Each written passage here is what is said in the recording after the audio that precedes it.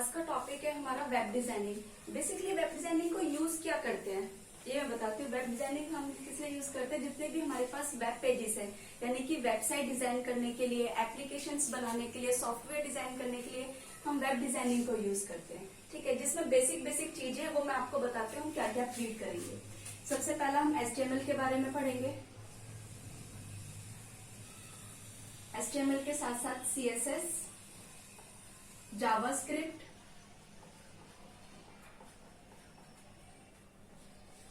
Next bootstrap, next websites, portfolio,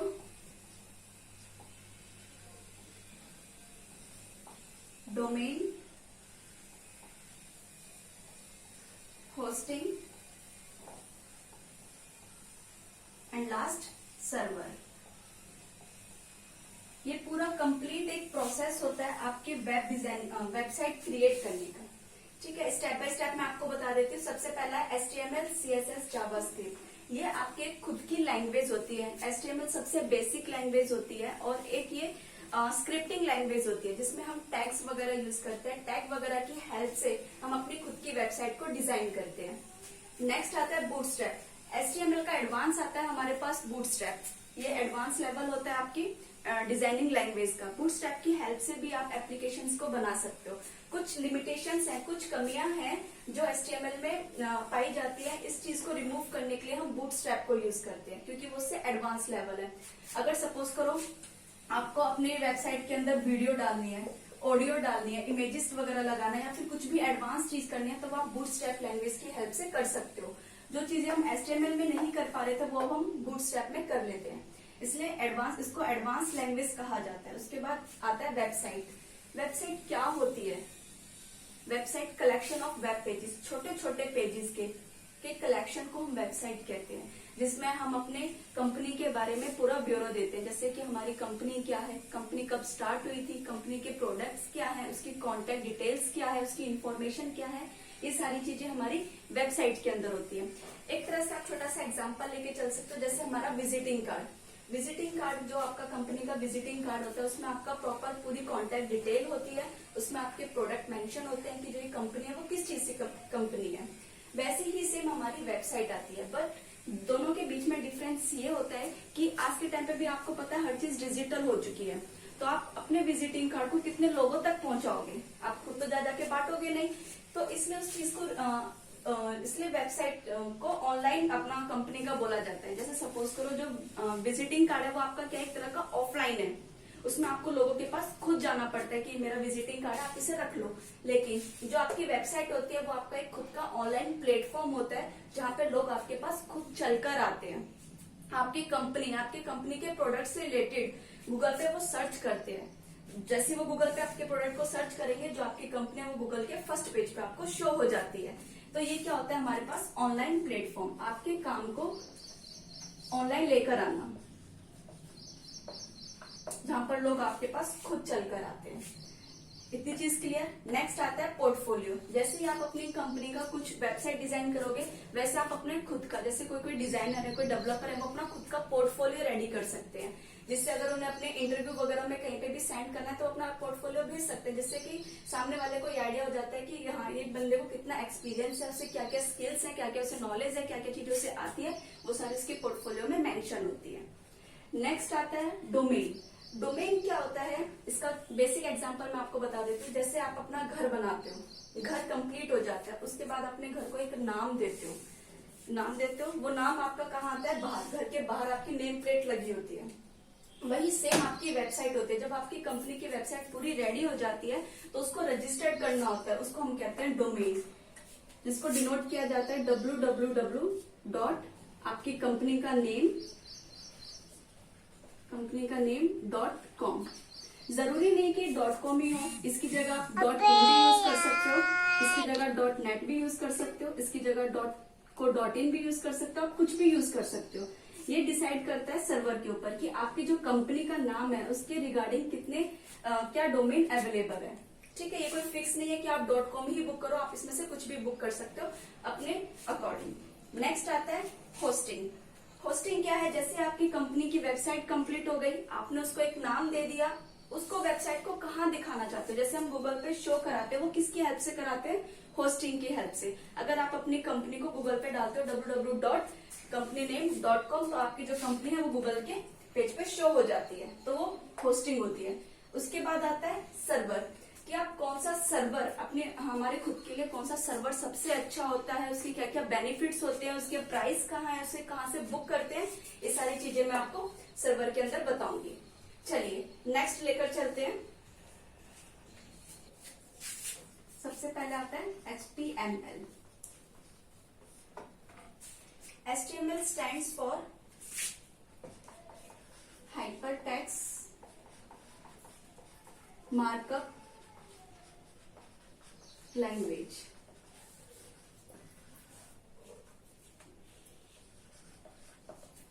HTML की full form होती है हमारे पास हाइपरटेक्स्ट मार्कअप लैंग्वेज।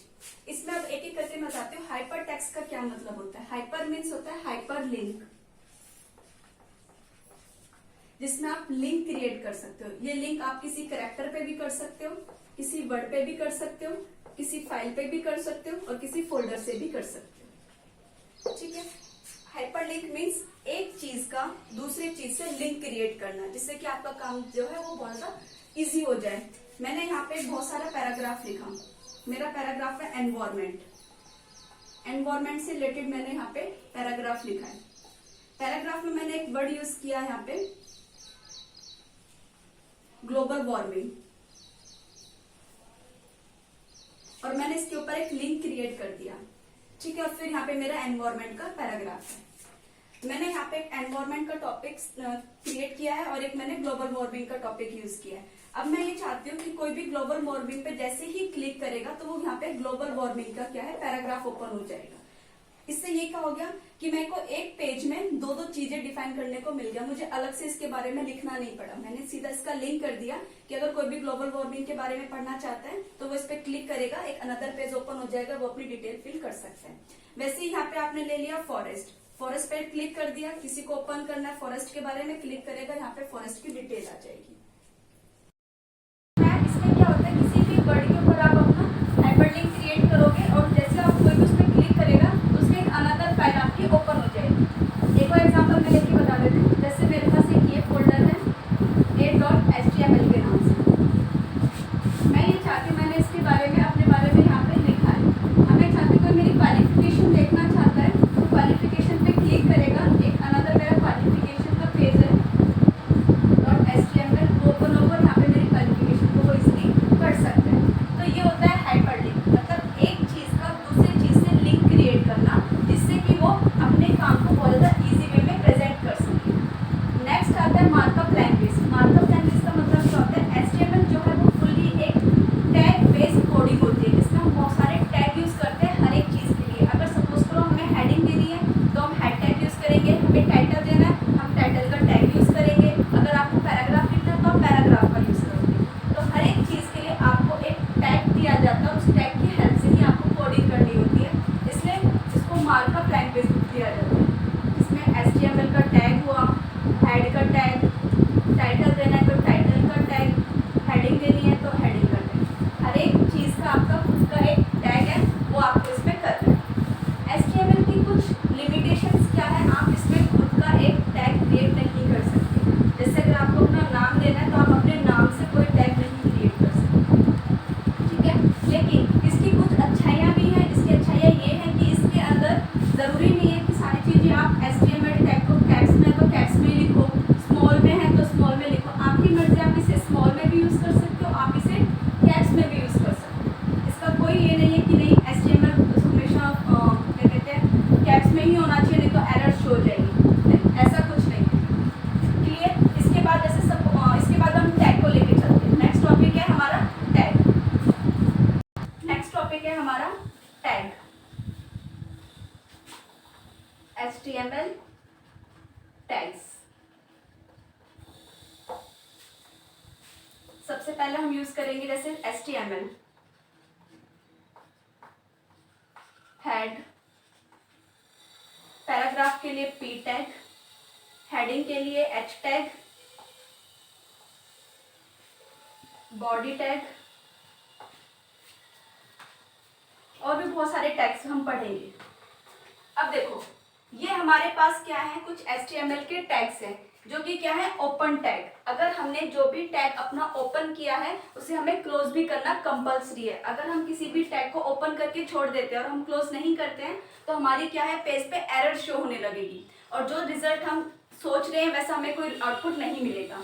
अब HTML के टैग्स को बंद कैसे करते हैं वो चीज मैं आपको बताती हूँ। HTML जो भी टैग आपने ओपन किया है उसको स्लैश की हेल्प से हमें क्लोज करना होता है। मैंने यहाँ पे हेड ओपन किया, स्लैश हेड, यानी कि HTML का टैग यहाँ ओपन हुआ और यहाँ पे बंद हो गया। P टैग सेम ऐसे ही स्लैश, हेडिंग का टैग स्लैश H, बॉडी का टैग स्लैश बॉडी। क्लियर? जो भी HTML के टैग आप ओपन करोगे वो स्लैश की हेल्प से आपको बंद करना कंपलसरी है। अगर आप नहीं करते हो तो आपकी एरर शो होगी। HTML के टैग हैं, इनके अलावा भी बहुत से टैग होते हैं। जैसे आपको एंटर के लिए कोई टैग यूज करना है, उसके लिए ब्रेक रो यूज होती है। आप किस टाइप का, आपका डॉक्यूमेंट किस टाइप का है, उसके लिए क्या टैग है वो भी हम यहाँ पे पढ़ेंगे। तो जैसे जैसे हम अपनी वेबसाइट क्रिएट करेंगे या फिर HTML के टैग के बारे में और जानेंगे तब मैं आपको सारे टैग्स एक साथ डिफाइन कर दूंगी। अभी मैंने आपको बेसिक टैग होता क्या है इसके बारे में डिफाइन किया है। नेक्स्ट आता है हमारे पास basic structure of HTML। Next हम पढ़ते हैं basic structure of HTML। Next है हमारे पास बेसिक स्ट्रक्चर ऑफ HTML। सबसे पहला है doctype, HTML tag, heading tag,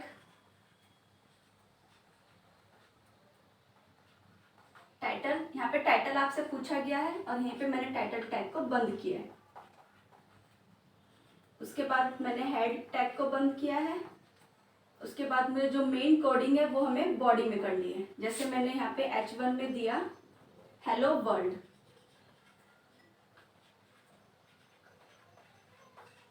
और मैंने एक पैराग्राफ भी दे दिया,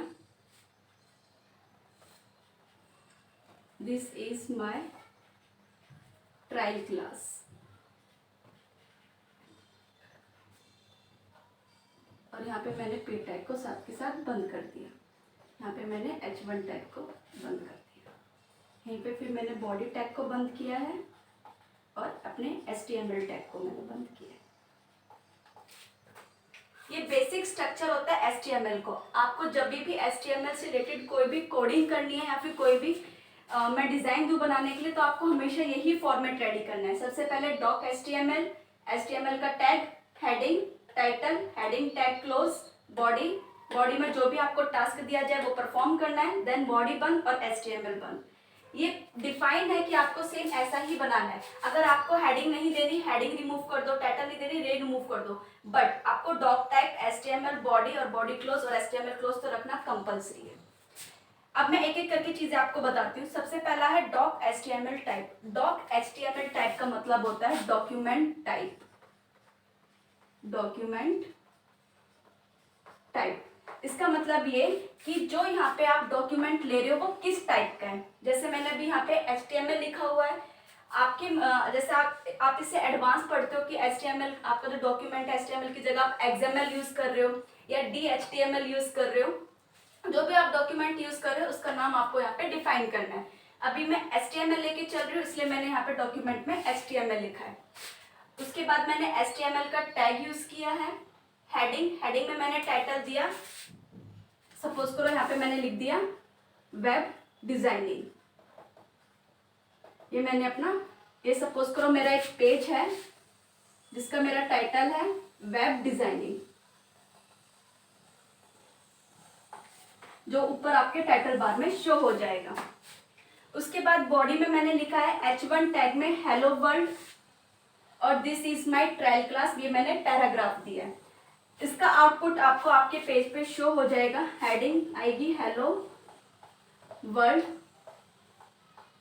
और एक नीचे पैराग्राफ करके आएगा this is my trial class. इस तरीके से आपका इस छोटे से बेसिक स्ट्रक्चर का जो आउटपुट है वो ये शो होगा। अब आप बोलोगे कि मैंने यहाँ पे H1 टैग ही क्यों लिया? आपकी मर्जी, आप इसमें H1 की जगह H2 भी ले सकते हो, H3 भी ले सकते हो, H4 भी ले सकते हो, H5 भी ले सकते हो और H6 भी ले सकते हो। हमारे पास 6 H1 से लेके H6 तक हमारे पास प्री डिफाइंड हेडिंग होती है जिसका अलग अलग फॉन्ट साइज होता है। अगर आपकी कोई यूनिक हेडिंग है जिसको आप हमेशा हर चीज में हाईलाइट करना चाहते हो, जो आपकी सबसे मोस्ट इंपॉर्टेंट हेडिंग है, वो हमेशा H1 टैग में लिखी जाती है।